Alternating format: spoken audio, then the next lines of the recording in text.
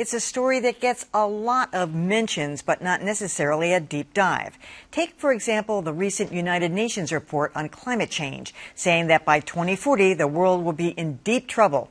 It made a splash, but was soon buried by the Kavanaugh hearings and the most recent hurricane, which was no doubt climate change related. This week's storm was another reminder that the climate change apocalypse is near. A powerful hurricane in the Gulf of Mexico, tonight extremely dangerous. Hurricane Michael follows a series of ferocious storms, floods, and mudslides, including the Thomas Fire in California that killed 13. The Thomas Fire, largest in California history, denuded the nearby hills of vegetation and anything that would absorb the water. But while dramatic weather gets constant media coverage, a new report by the UN says the reality is that we are staring into the face of imminent death due to climate change. The new report from the UN predicts that at the current warming rate, millions more people will die from extreme heat by the year 2040. The report did get attention, including from the New York Times and the Washington Post. But the Post's media columnist, Margaret Sullivan, says the climate change story needs sustained emphasis by the media and the public all over the world if we stand a chance of maintaining a livable planet. That's a tough sell faced with media temptations like this. School is boring. It was boring. It's not as exciting as this. As Sullivan says, focusing on climate change is very much against the grain for the distraction-prone media and the news-weary public. So then, maybe we could just make it a reality show. I have to say, I don't want to be overly negative, but I really believe the ship has sailed when it comes to television.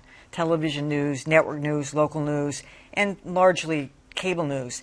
We're always going to be distracted by those kinds of things. You know, Taylor Swift, becoming a, political. Kanye West, missing children.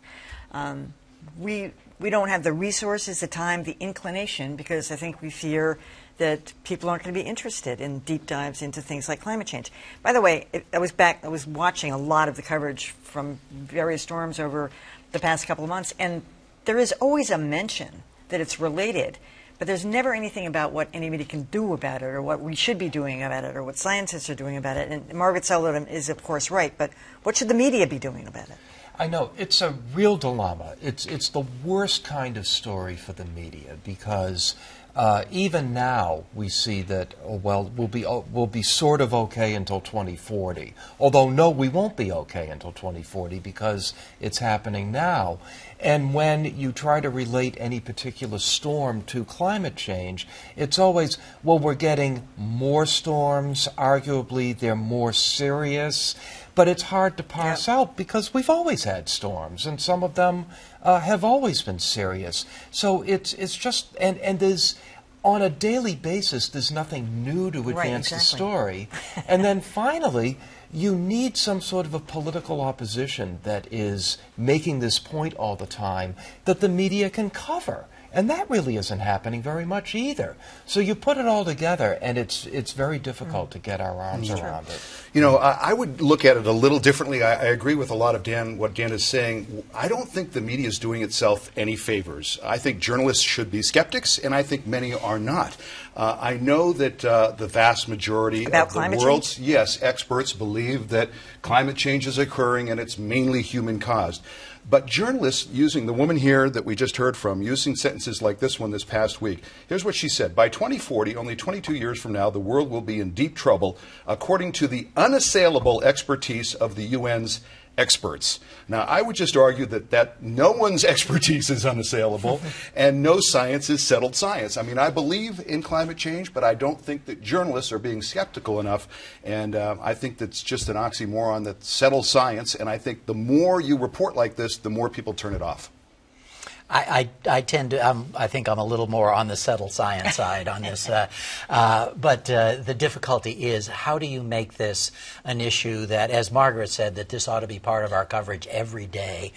That's asking a little bit too much. I think Margaret quoted someone, I thought it was the ideal point. She said it's hard to get people excited, because it's like watching a glacier melt every day. It's so incremental, and it's inevitable, it's inexorable, but then how do you actually make this something that we need to mobilize for? Yeah. I don't know that there is an answer, but we're now looking at Hurricane Michael and what the impact of Hurricane Michael is. You can't directly say that Hurricane Michael is as severe as it was. The science would suggest that it is. But I think what we have to start doing is somehow saying that 6 people died here who may not otherwise have died if this was a Category 2 or a Category 1. I don't know how we find that. But it's like dealing with an epidemic, Ebola. Until we started identifying individual people who died from this, people didn't mobilize. And somehow we've got to find a way to connect this inexorable change with real human casualties. As someone who, I guess, would side with you rather than Mike about whether this is as good as settled, I think it is. I think it's pretty clear that this is happening and it's human-driven. I just think we should ask the questions, that's all. Yeah. Kind of debate put that to rest. I feel like the time for that has come and gone, and it's been established that, we'll part ways there. One problem when it comes to covering this and the way Margaret Sullivan is urging people to is, I think for a lot of people, and I would put myself here, I feel like it's too late. I feel like this is happening, but I don't really think that we're going to be able to roll it back. Yeah, I mean, I buy the idea that the Paris Accords were the last big chance to do something that could have shifted this, and we've pulled out of that. That got plenty of coverage at the time, by the way, President Trump's decision to pull out of that.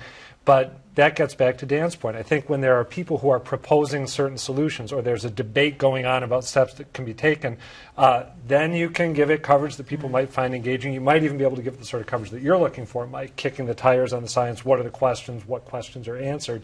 But when that's not happening, it's tough to pull off. I agree, and I don't think anybody's going to do anything about it. I mean, we don't know what's going to happen in 30 or 40 years, but we could have something that involves geoengineering that may be the solution that has nothing to do with human behavior. We could.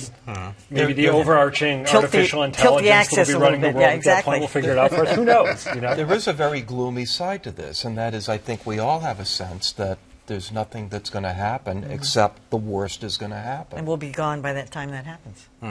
But not necessarily our kids. Yeah.